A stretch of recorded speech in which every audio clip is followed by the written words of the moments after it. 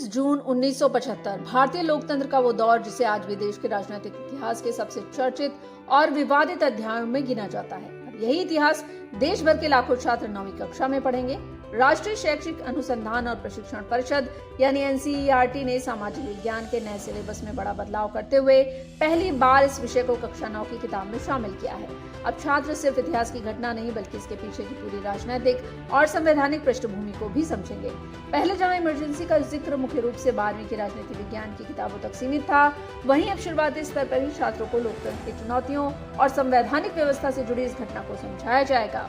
बता दें कि देश में आपातकाल लागू होने के लगभग 51 वर्ष पूरे होने के अवसर पर यह ऐतिहासिक बदलाव किया गया है।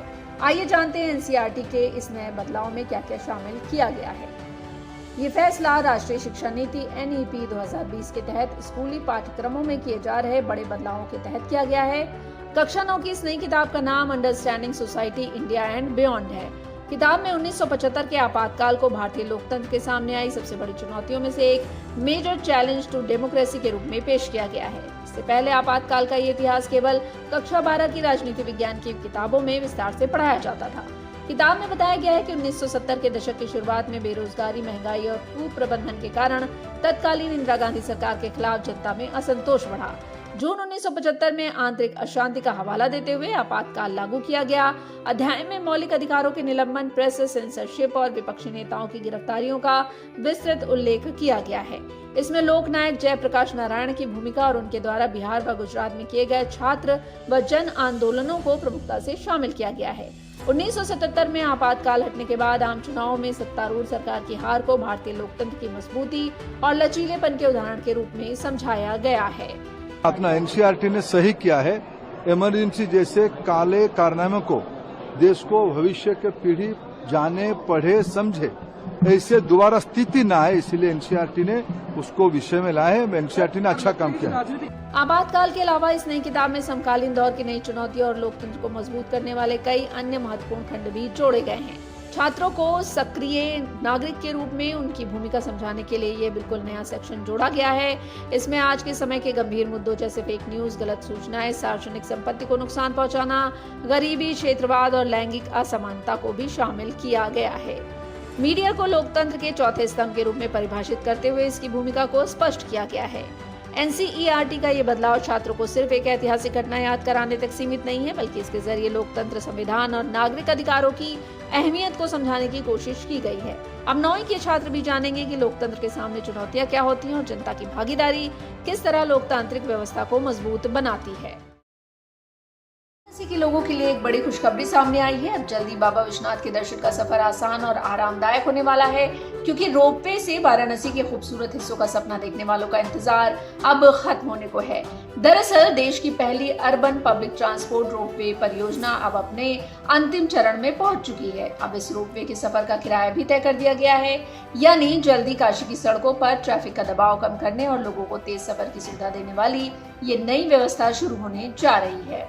ये रोपवे 3.75 किलोमीटर लंबा है, जो कैंट स्टेशन से गोदौलिया चौक को जोड़ेगा। इसमें कुल 5 स्टेशन बनाए गए हैं, जिनमें Varanasi cantt railway station, Kashi Vidyapeeth, Rath Yatra, गिरजाघर, गोदौलिया चौक शामिल हैं। सरकार द्वारा जारी अधिसूचना के अनुसार किराया बेहद किफायती रखा गया है।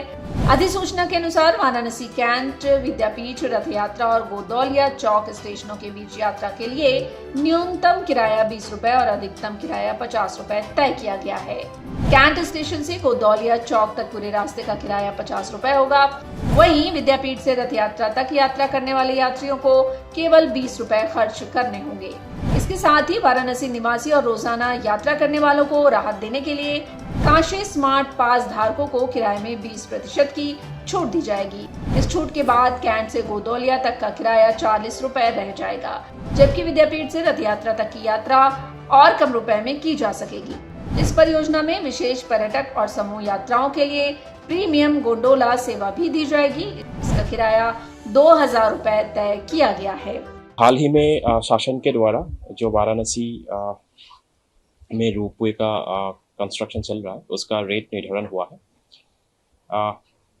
जो प्रपोजल फाइनल हुआ है, इसमें आपका वाराणसी कैंट स्टेशन से लेके गोदौलिया तक 50 रुपीज़, अगर कोई यात्री यहाँ उतरते हैं और वहाँ उतरते हैं तो 50 रुपया का है। अगर वहाँ पे स्मार्ट पास लेंगे, जैसे आप लोग मेट्रो में देखते हैं स्मार्ट मास बांट लेते हैं, तो हम लोग 20% वहाँ पे डिस्काउंट का प्रोविजन रखे हैं सरकार ने। कोई कलेक्टिवली किसी एक गंडोला को ये लेना चाहते हैं तो 2000 रुपये का उसका किराया निर्धारण की गई। इसका जो प्लान, कॉन्सेप्ट प्लान इसीलिए ऐसा है, जैसे आप लोग पूरा एक 10 लोग 8 लोग एक साथ एक गंडोला में ले लेके कोई स्पेशल पर्पज के लिए जाना चाहते हैं, तो उसके लिए हम लोग पूरा होल गंडोला को आप लोग बुक कर सकते हैं। उसको हम लोग प्रीमियम गंडोला का कॉन्सेप्ट लिए है।